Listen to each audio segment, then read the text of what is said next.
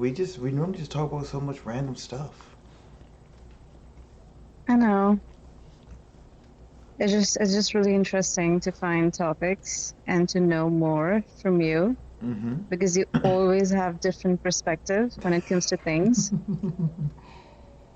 Because it's not ordinary, whatever you tell me. So I keep questioning you and I just want to know, you're like, what's up? What do you mean? We're all just ordinary people.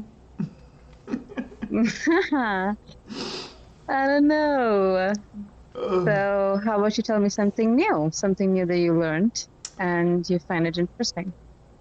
um, well, I just did a video on my personal flaws, and I saw that. oh, well, thank you. I appreciate you watching it. I hope you don't Of use this course. to weaponize the information against me. I would not. But I learned that I don't want to pursue music as an actual career. It starts to ruin it for me. Okay.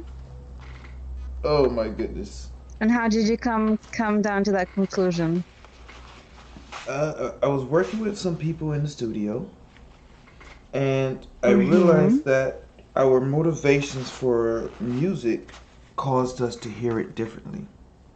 My motivation for music is, for the music I make, is to share a memory and in such a way that the people aren't listening to my memory, they're hearing how I experienced it, and then they're thinking of their own memory. Like they're able to relate to the music and share an experience with me rather than share my experience. Okay. And the people I was working with, their motivation was toward what gets the most money. Okay. And it reminds me of what my brother, Donald King. It's a guy that I mentioned to you a lot. Mm-hmm. He heard some of my music before, and he's told me if you use the same formula, you get the same result. So, Yeah. so if I go to the to what most music is playing the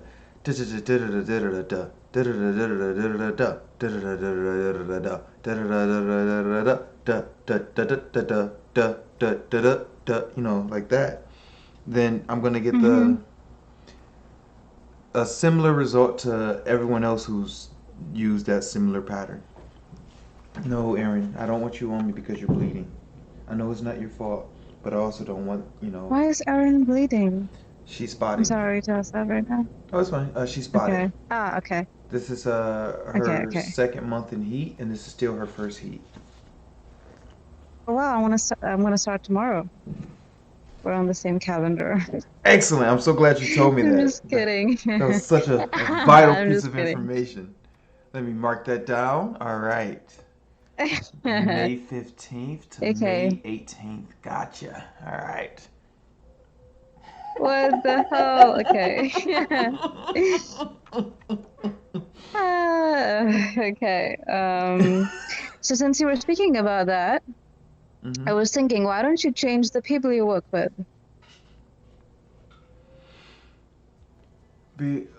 it's difficult to find.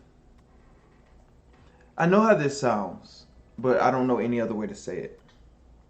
It's difficult to find Okay. others with my level of ability translated into their work. As we spoke before, you aren't ordinary.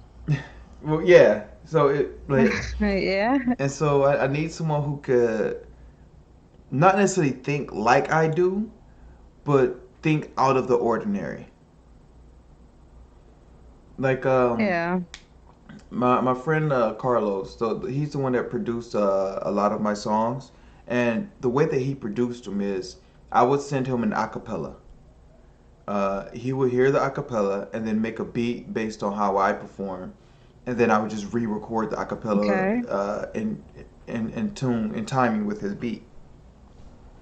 and so he was able to think out the ordinary and hear like the different inflections and the different notes because I don't have musical training, so I don't know Mm-hmm. like for instance a G is like ooh or something like that, right? But to me it's just Yeah. ooh. I don't identify it. Okay. And but he when he hears me sing, he can identify the what letters or whatever the sounds are and then make music for it. Okay. Yeah. So, but he's not doing it for just money. Like, yeah, he wants money, but that's not his motivation. From speaking with him and everything, he simply enjoys making music. And while he's still in that, So, oh, go ahead, okay.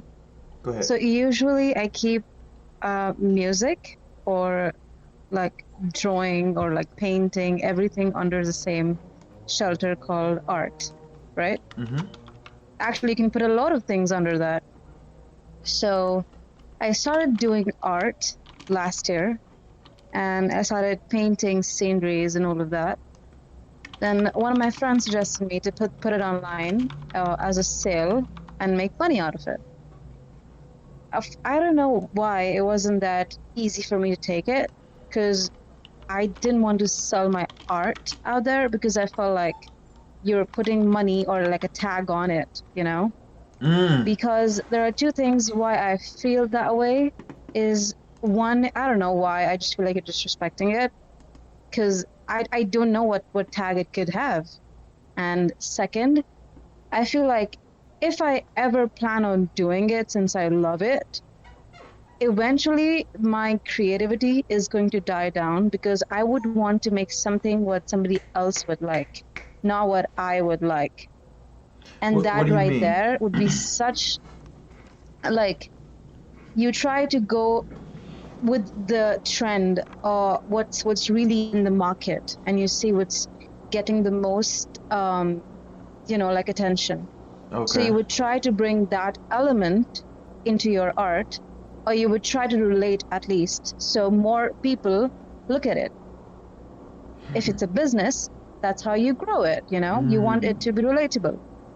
And Okay. this aspect made me very scared that I might, like sabotage my creativity, something that only I like, something that I want to put forward over what somebody else would like, you know? Okay. So, That makes I mean, that's what sense. I feel about art. So it's like if you were to pursue profit, then you feel like you will lose the personal touch on your art because you're only essentially you switch your art from being personal to a form of marketing. Yes. Okay. I feel What do you think that about that? same way about like when it comes to the art that I perform. Like if I start trying to sell something, then it takes away that connection. Like I pull it from deep within me, but deep within me, nothing's for sale. It's all for free. So as soon as I start trying to sell it, then Mm-hmm. it is no longer from deep within me. Then it's just surface level performance. It's just the same performance that people see all the time. It's no Yeah. longer a unique experience. Mm-hmm. And I like having my own random style. With the little Yeah, I English, know. the Spanish, the multiple cadences, the random switch ups. Like it shows the chaos that But I think. yeah, one of my friends told me this that whatever you keep your room like is what's really in your head. So usually my room's always a mess, always. And that sort of represents my mind. It's always a mess. If I see something organized, that makes me uncomfortable, you know? I don't know why, because I can't relate to it and I don't feel home anymore. I mean, I think that's the same thing with your music. Interesting. I mean, like, cause to Yeah. me, so the way my room is if you're a stranger looking in my room, you may just see a bunch of messes. But when I look at my room, I see like, oh, this pile is clothes that have a light scent on them that I could probably wear 2 more times. This pile is dirty. This pile has to be folded. It's not like I don't want you to think there's like 30 piles of clothes. I'm using this as an example. Or Okay. if it's like some papers, like, oh, he has a bunch of random papers. I know these are government documents. These are papers for work. These are taxes. It's like it looks like a mess if you don't know what it is, but it's all Mm-hmm. organized and similar. That's how my music is, where it sometimes it does seem like it's all over the place, but there's it fits into the overall structure of the song, even if each individual part Yeah. seems out of place. It's like out of place but together. Like whenever I heard your music back then, whenever you used to like sing or something, Mm-hmm. even though I did not understand the language of it, it was always like I felt calm, or like the tune sort of made sense to me in a way. Mm. So I do not believe where words or like words should make sense. There are different ways, or like places where it can make sense to you and you want to hear it.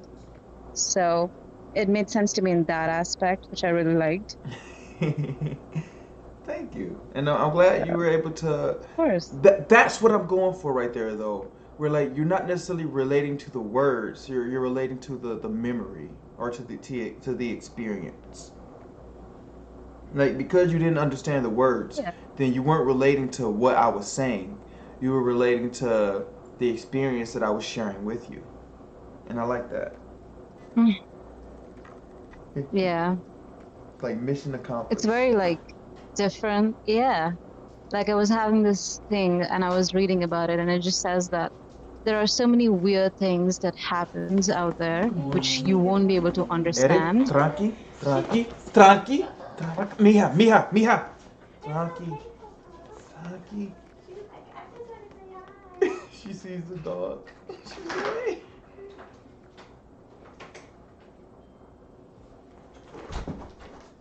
Yeah, I'm sorry. I'm sorry. There was another dog, and Aaron gets really excited. Oh, And Miha then, means daughter, right? yes, Mija means Okay. daughter. Okay. Look at So saying, you. so like what? Because what? What did I, you say? I said, look at you. No, that's because I used to see this series called Riverdale, and there was this, couple, and the couple used to call their daughter as Miha, and I thought it was cute.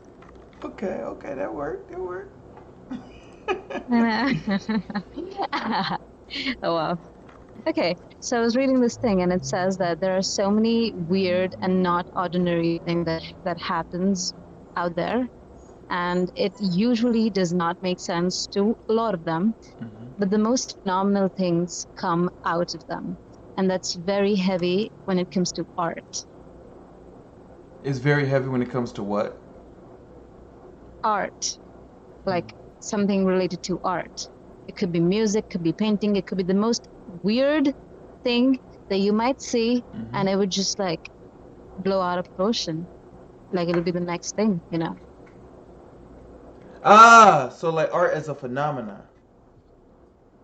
Yeah, like it's like like when you just do something and you don't know what's gonna happen. It's the most weird thing. It wouldn't make sense to anybody, but tomorrow you would see, like, it would be the most phenomenal thing. Okay, I can see that. How to maybe like the artists when they see it, it's just completely normal because that's how they Yeah, interpret the world. But when other people see like the right, way that they're like, wait, this is how you see things? This is incredible. This is right, beautiful. This is gorgeous. right. I've Because I actually don't think people can think to that level. And when you understand somebody is functioning that way and they Hmm. can think that outside of the box, it just would blow your mind. I have a friend. His name's Matthew. Kersey House Productions. If you're in Cleveland, Ohio, and Okay, no. we were in Vegas, chilling at the pool, Mm-hmm. and he didn't have his camera because we were in the pool. We were just relaxing. It wasn't like a work trip, and he was telling me he wished he had his camera. I'm like, why? And he started to describe scenes. Like he's like, all right, you see this family underneath the water fountain? I'm like, yeah. He's like, all right, look how the water is splashing over their head, and how the father is like holding the child at that angle, and how the mother is sitting in the back, and then the son's hitting at this angle, and like the way he was able to break down how he sees the world in frames. Like he literally sees things as if they were pictures. And so like that's how Wow, he that's sees the world. beautiful.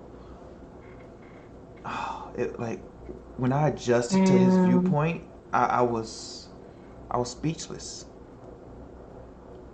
I had another lady. She was not a painter, but she made pictures. Like she takes different magazine cutouts and makes them as a collage. mhm, And so I was looking, and at first I thought it was a painting. And she's like, "Oh no, no, these are this is a collage." And so she she started pointing out individual parts, and I started to see like this is over 100 pieces of collage work. Like this took a lot of time to do. And then she was explaining mhm, how if I took a step back, because I was like really close to look at it, she's like, if you take a step back, you might see a different picture. So I took a step back, and it was like faces in the thing. I was like, how do you do this? How did you make it so that when I'm close is this picture, when I'm far away it's these faces? She's like, I don't know. I just started oh working. my I God, entered into like a zone, a flow, and when I got done, this was it. That flow that state. was so beautiful. Have you achieved flow state before? Yes. Do you mind telling me about it? Um, sure. There was this time, I mean, I don't remember that quite much. It was like 7 years back or something. And I was sleeping, Hmm. and there was a time when everything stopped for me. I don't know how to say it. And I just like it's a feeling where everything started. I don't know, I can't describe it. It was just incredible. Describe it as And best you I can. could it was during that time when I was what's this thing when you say when you sleep but you're still awake? Okay, I know what you're talking about. Uh yeah, that thing. So Hmm. it happened during that time, and it was like when you understand your body more every single day. Hmm. At that time I just felt like like I made it. Like I just know everything about it. Like I can control my brain. Usually my brain controls me all the time, and I've been struggling with this for the most of my life. But that was a day when I could control it, Wow. and everything was so peaceful. It was so amazing. Like that's why I meditate these days, just to control my brain. But yeah. Wow. So so thinking about talking about perspectives, one of my friends. So I am very negative. Okay. Hmm. I'm usually whenever I see something, I would always think about the wrong, what wrong can happen to that thing, right? Mm. So whenever there's an ambulance or I can hear ambulance outside, it's always like something wrong's going, and I always pray that whatever's happening should go correctly, and it sort of spoils my, like that particular moment for me. My friend told me that what if there's a lady who's pregnant and she's been taken to the hospital, and that's the most amazing thing that's happening for her. And that time I was like, why couldn't I think about it? And then I realized he's the most positive person I've had in my life. Sometimes that's very annoying, people are way too positive. Uh, But he changed that idea about me. I was shook. I was like, holy shit, I couldn't think about something like that before. And it was always like, oh my God, someone's gonna die. I But I like like that. how people perspect like that changed the way they think. It's just so beautiful, like I don't know, just amazing. I like how he led you toward assuming less. So hey, when Yeah. you this is a lot of information going on and you don't have access to the full information, so your assumptions may be a bit biased. And then, Mm-hmm. Frankie, hang on 1 second, please. And then, Okay. come here, girl. Good girl. Good girl. Right, Frankie, Frankie. And then. Yeah. Frankie, good girl. Good girl. Frankie, good girl. Frankie, good. Oh, you're so. Oh, right in the mouth. Right in the mouth. Okay, go. Thank you for your patience. All right. Of course. It's so fun. Damn, I want a dog. Oh man. I'm gonna go one. Man, flow state is. I've seen some people enter flow state in real time, and it's Okay. amazing to like have a conversation with someone, and then this person starts speaking way above the level of intellect that they've been consistently displaying. It's like they'll start talking, and then they'll just go off and just start making like perfect sense, connecting all these dots. And then afterwards, they'll just be like, uh, I don't know what I just said. I'm like, what? You just performed at genius level and you have no idea what you did to do that? Like, nah, I don't even know what I said. Can you tell me? Can you repeat it back to me? I'm like, wow. Or, it's like, if you ever been to like a live festival or whatever, you ever see like the piano players just, first they're following the measures, they're following the beats, and then they just do something different. And like they're like do do do, then it's like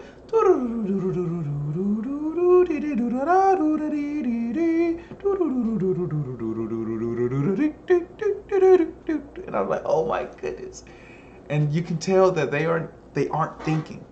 Like they stopped thinking and just started doing. Ah, it's so beautiful This to reminds me of witness.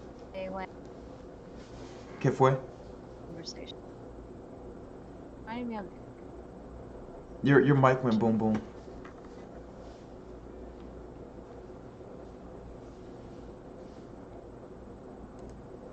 Monica? Oh. She'll be right back. Her mic went boom boom, so she's just signing out and then signing back in. I assure you, Monica didn't leave us. She's not the type to just abandon us. She'll be right back. I Can you swear. hear me? Ah, yes, yes, Manika Okay. is back. It's not always boom boom again? No, no, it's good. It's good. You're good. You're good. It's good. All right. Yeah. So it reminded me of that time. Oh my God, I'm so scared of this Discord all the time. Well, whatever. Remember this, me and you, we were having a conversation, Mhm. and Sylvian, one of our friends, he did something, and I just like randomly said this, that people do things and the other person just wants to make sense. And if the moment I try to make sense and reason it out, it just goes away from my head. And then we just continued playing our games. It was me, you, Danny, and everyone. And then I just continued playing game, and you go like, "Do you know what you just said? Oh my God, this makes so much sense." And I was like, "I know." And then I go like, "Probably people won't be able to understand the way you did." Wait, did you understand? Did you understand what you were saying at that time? Yes, I did. Oh, okay, Not okay. like sort of, but I just said it like quickly.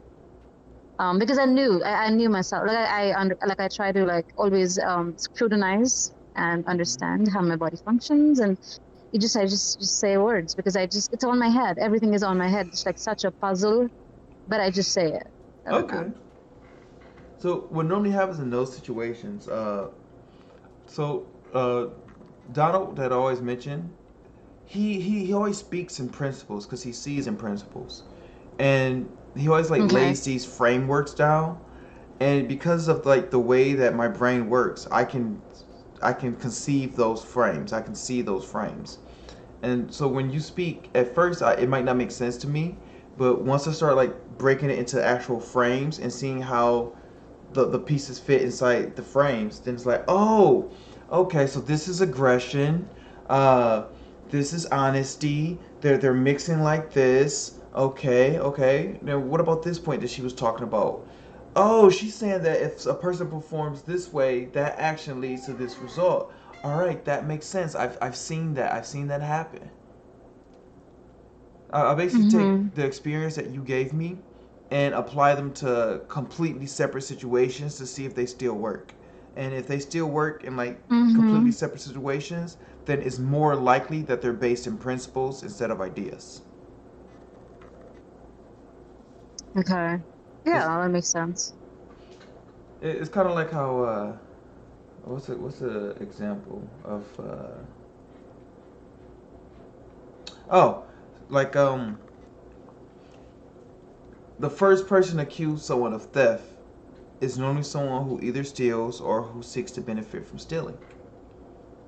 The first person to accuse someone of bullying is normally someone who does bully or who seeks to benefit from bullying. So that framework of a person projecting their inner story onto others and attempting to drag others into their inner story. That's the frame. The framework is just the projection of the inner story and the dragging into the inner story. And then once you hear I really certain like that. details, you can start to fill in the blanks. Like, okay, what's this person doing? They're doing this. All right, that happens to fit into this framework. Let me make sure that it's actually this framework, and I'm not missing more information. So you pay a little more attention, Mm-hmm. and then you see, oh, now they're trying to drag people into their inner story. All right, this is it. This is that phenomena. Mm-hmm. Oh yeah, that's really cool. Like when you said that the person who says the first who's like stealing is the person who's actually been a thief before. hmm Do you think that stems from they being guilty about it? I I don't know. As far as I currently understand, you are what you practice doing most. And if a person practices stealing, then they can identify stealing a lot easier because it comes to the point of, hey, that's what I would do. Oh yeah. Mm-hmm. Yeah. It's like if you make sexual jokes all the time, you're more likely to identify when someone's speaking in innuendos because it's like, oh, that's what I would do.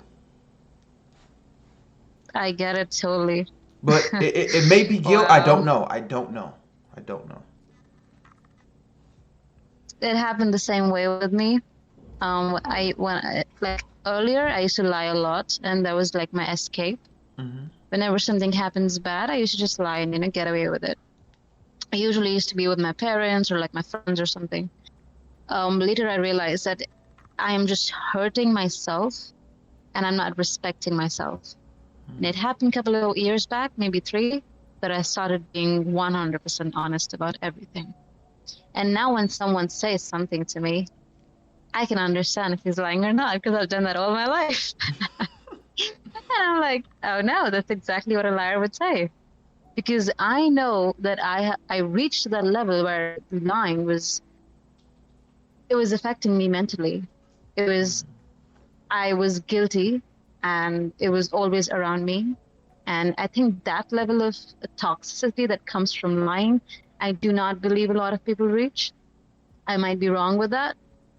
But now when someone lies, I understand that. I feel like I know where you're going, you know? Okay. Keep going. Keep going. I don't know, just that's what I wanted to say. Oh.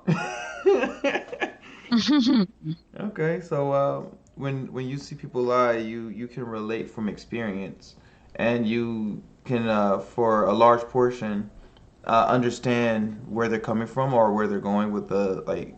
What do you mean when you say you understand where they're going? um, I would just say like what I feel what they do is when they lie, I just feel hmm like Okay. There's two things when I see liars and somebody who's saying absolute truth. That's what I told myself. Usually, when there is nobody who can see what you're doing, you're likely to do something which is unusual or something that will benefit you. Okay. Mm-hmm. So when someone's not looking at you, okay, you might just want to take a bite of that cake. Okay. The one in the You refrigerator. you might not you exactly. Or when someone's not looking, you might want to take that money away. That's one of the things. I mean, um, or you see something, or someone's not looking, you try to poke your nose. I'm just telling you general life things, but anybody can relate to. When Mm-hmm. someone's, how many people out there have shoplifted? Whenever somebody's not looking, they do it. So that lying thing stems from it. And I told myself that the one person who's looking is me, who matters the most. Okay. Okay. So when I do something, I am looking at myself and I am going to not do it because it doesn't matter what XYZ person is going to see, because that person wouldn't even matter to me, would probably leave me. I have to live with myself. So Okay. that is the root cause for why people lie, because nobody can look at it, right? So when I say where they're going is I know what's happening in their head, because when they're lying, they know that nobody can figure this out. Nobody can know it because only they can know it, and nobody can point it out. Nobody can make them feel that they are the bad person over here and they can just get away with it. So they're not technically bad people. They're just afraid to accept who they are. And that Okay. again comes with scrutinizing yourself. If you don't do that, you'll just be in a big mess. So that's what I feel when I, people do it. I That's what they think. absolutely love that you practice a level of awareness and show accountability for your actions. Like how when you Yeah. said like even if no one's around to know that you steal, that no one sees you, that you see yourself, and Mm-hmm. that shows awareness. And Yeah. it takes honesty to admit that, like, I shouldn't do this because this isn't something that I want done to me, or I shouldn't do this because I know at some core level I'm doing this to be mean or selfish. And it's like taking the time to consider what impacts you make on yourself, others, and reality as a whole. Because one thing Yeah. is reality sees everything that you do. Reality sees everything, Sorry. since everything that we Yeah. do has impacts in and on reality itself. Mm-hmm. That being an aspect, like you being part of the body of reality, means that what stuff that happens to you happens to reality. Stuff that you experience happens to within reality. And so that's Yeah. dope that to take that accountability. That's not an easy thing to do because That is not. it's so easy to convince ourselves that it's what we do is okay. When you Yeah. mentioned earlier that, Essentially because nobody can see it. yeah, and when you mentioned earlier about viewing things as good or bad, it's so easy to view things that we do as good because we convince ourselves that we have good reasons. Oh, I I hit this person because it was the right thing to do. This person was bad and they needed to be punished. They needed to be brought to justice. And it's when you use the labels good and bad, it interferes with your ability to see clearly because you're no longer looking I agree with for you. clarity. You're looking for justification. A lot of people are actually stuck in that point. They cannot think hence, they cannot think out of it. And these experiences, Mm-hmm. I feel, slowly uh, destroys you. You might not see it today. You would not be able to see it in 2, 3 years also. 10 years down the line, you might not like yourself. And it's the worst feeling when you do not like the skin you're in. You cannot sleep with yourself. That's why I always tell people the first the best relationship that you can have is with yourself. You're the biggest project yourself. So these things can actually destroy you mentally, and the impact of it would be so strong that you won't be able to come out of it. Speaking on that I point mean, right that's what I there believe. about how they can destroy you. So it seems that a lot of what you're talking about are social consequences, and the way that you view your social self when you commit acts of selfishness. There are also natural consequences, like what humans refer to as death isn't the end all be all of existence, because clearly existence continues after death, because there have been things died and existence is still here, and existence was before you were born, because well, you were born into existence. So Yeah. there's no reason I can think of to justify thinking that death is the end of your existence.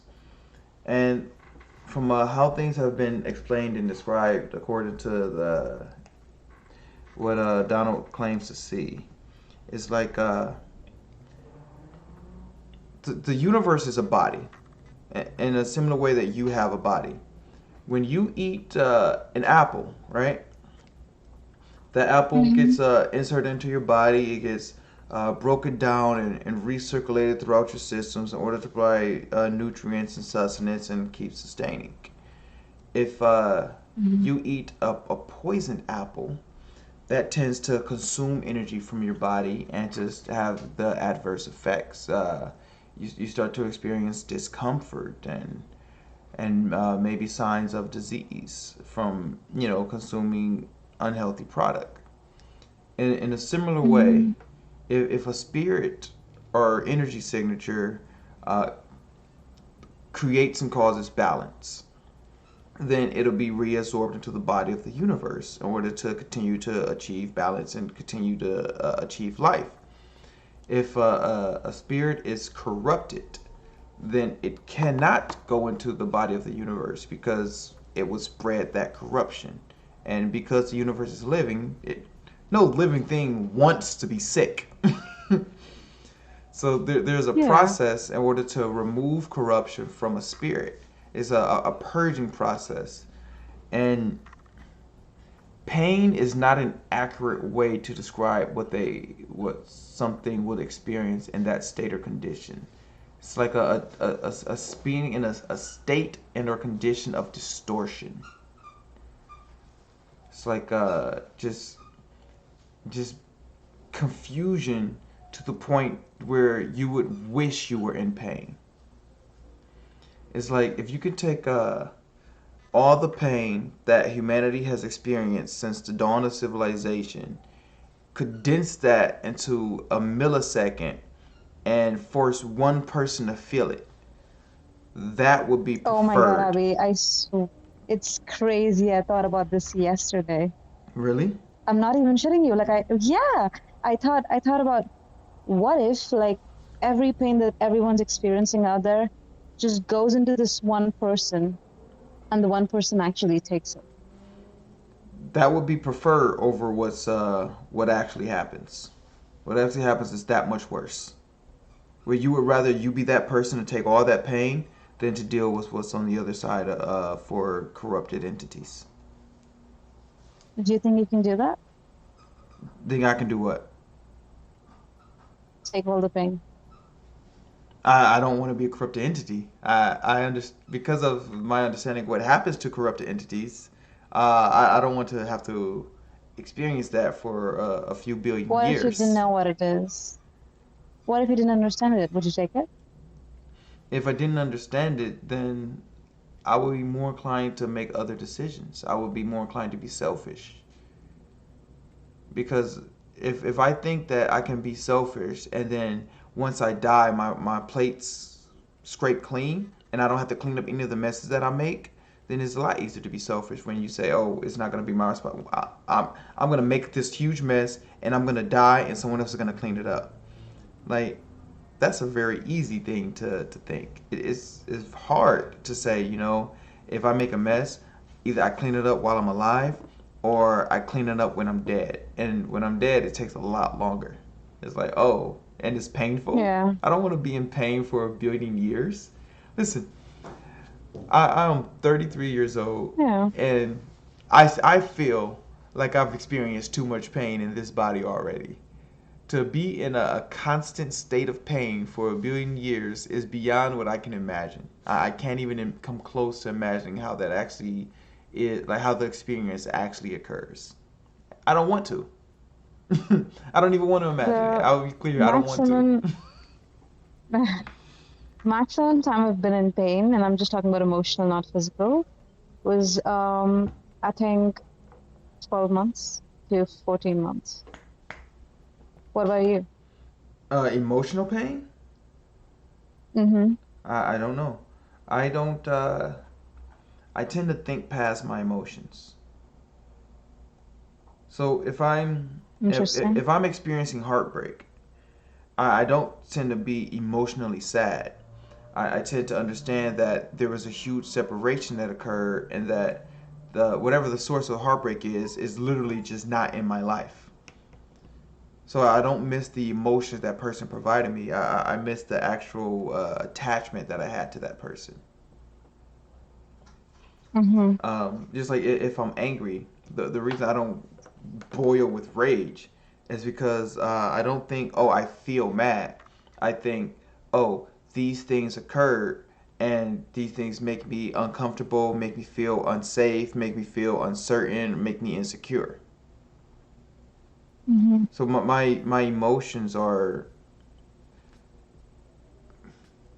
they're based on principle mechanics. They're not just based on how I feel. They're based on events that occur. Um, I'll be clear here. Just because I don't have emotional reactions all the time doesn't mean I don't feel emotions. I just try not to let those emotions affect my decision making, including the I way I think speak to I people. think you reason them out. I think you reason them out. I try. I try. That's one of the things why humans cannot operate when they're like open ends. You need a good closure. Once you do it, you're out of it. I mean, at least for me, Hmm. whenever I'm thinking about something and that's not going with me, I just make some random story, like the follow-up story to it, and I make What? peace with it. Because me as a person, yeah, I do it.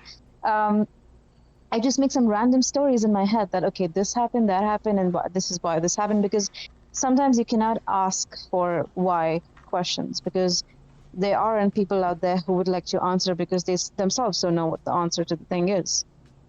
Uh, But you, as an individual, you would keep thinking about it and you want to reason it out why it happened. Why would the other person do it that way? So I take that step to give him the reason and myself mostly and make peace with it. So I make the follow-up story and then I'm out of it how for come my own you're benefit. how come you're not okay with not knowing? How come I'm not okay with not knowing? I don't know. I just like I hate when there's lack of information.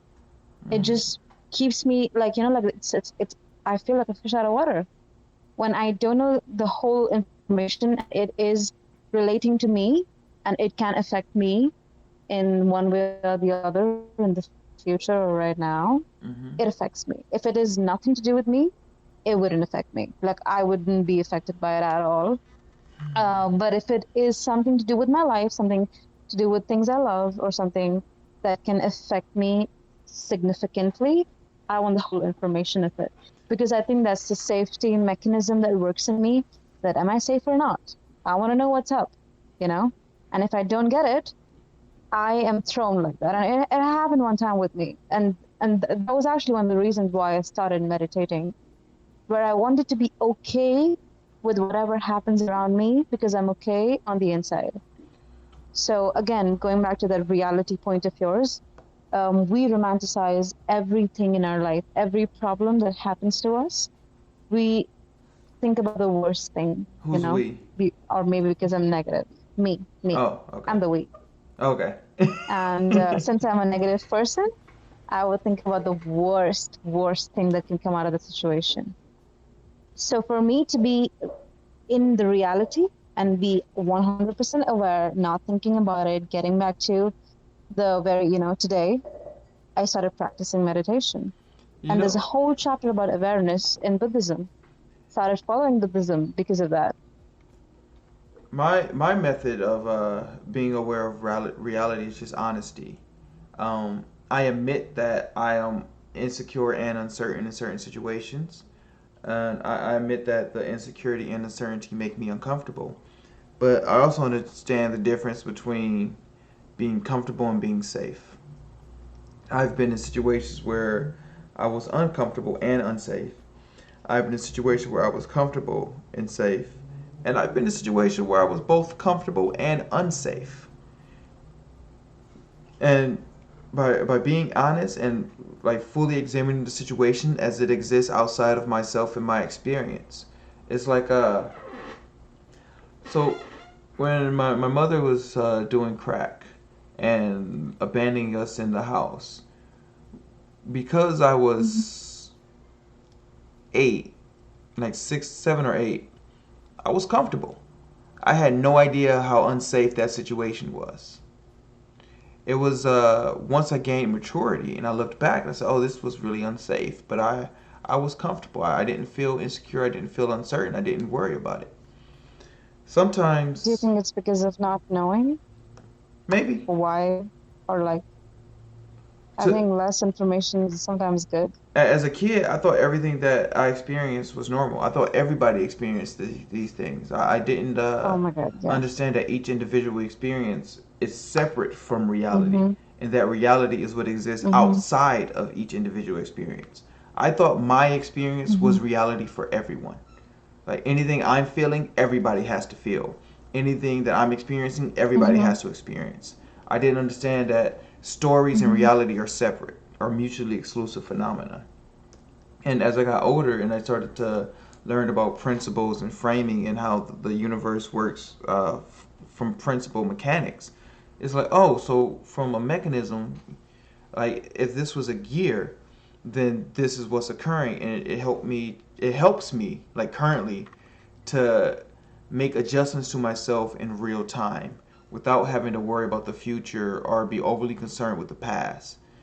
uh, it it relieves a lot of stress. It relieves a lot of anxiety. Like when I used to imagine what the future could bring, it made me anxious. Oh, if I do this, this might happen or this might Yeah. happen. But then I just do it. It's like, you know what? I'll go figure out what will happen. I don't want to worry about what might happen because anything might happen. The sun might explode. Then what? Like there might be an alien civilization Damn. weaponizing energy in a way that can cause stars to combust. And if that alien civilization attacks our sun and destroys it, then what? All my anxiety was for nothing. I just wasted moments and units of my life worrying about a future that may or may not occur. So it's like, Mm-hmm. I'm not gonna stress. I'm gonna live in real time. I'm going to talk to people in real time. I'm going to listen and attempt to understand people in real time. It's it's why this podcast is either filmed live or recorded without edits. It's because this isn't a script. There are no notes here. I'm not on Google researching anything. These are answers that I'm either from knowledge that I possess or from understanding that I'm utilizing and building along the way. That is so cool. Oh, thank you. I really like it. No, that's really cool. I like the way how people practice being in reality and in time. Hmm. And I like that this is one of your ways. Honesty is the key. Honesty is the individual effort to be in sync and tune into reality and truth. Truth is simply what's consistent I with know. reality. It takes a lot, to be honest. Yes. Yes, it does. All right. We've been talking for about an hour. Um, who's that, My Sylvian? bad. Oh, damn. Right on time, Sylvian. We're just ending our conversation. I wish you could have been chatting with us. I just woke up. Oh, you took a nap? Yes, I fell asleep. Oh, well. Good evening, Sylvian. Thank you. Wait, a little better. Yeah, okay. Alright. Oh, Alright. hey, Monica, and portions of Sylvian. Yes. Thank you for joining the conversation. To the audience, I want to talk to you. I want you to be a part of the conversation. Find me on my social media. I am Absird Charles. You can find me on Facebook. Instagram is Absird1. Cashapp is ABSIRD. uh, if you want to join the conversation, you can like, comment on this video below. You can add me on Facebook and post on my wall. I post plenty of content there. You can go to any of my previous videos and like, hey, I had these thoughts. Share your information with me. Share your viewpoint. Share your perspective. Let me know your experience. Uh, Once again, I'm Absurd. This is that's your cue. That's your cue. Monica. Manika. Her mic went boom boom. Monica, are you back? Yes. Alright. So I'm Absurd. This It was so is fun. any Oh, closing you're still words? filming? Okay. Yeah, any closing words that you I just say it wanna was put? so fun. It was so fun to be here. Thank you for having me. Alright. I hope you all have a beautiful day. Abby, out.